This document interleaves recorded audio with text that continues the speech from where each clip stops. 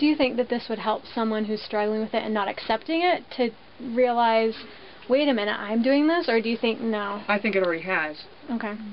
Well, you know, because I've already heard from some people who took the book to their mom and said, I have a problem. Wow, I'm thinking these things. I'm scared.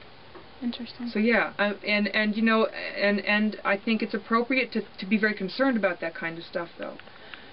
You know, but if maybe you had a happy childhood, but if you're the kind of kid who had some difficult times in your life, what kids need when they're confused is somebody who will explain things to them.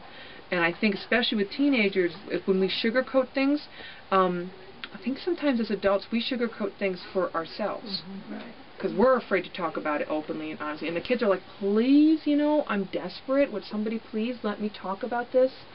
And because we don't have the language, because the grown-ups in our lives didn't have the language to talk about, you know, the hard stuff in sexuality and cutting yourself and feeling suicidal, then when our kids are feeling broken, we are also kind of mute, and we're like, and they deserve better.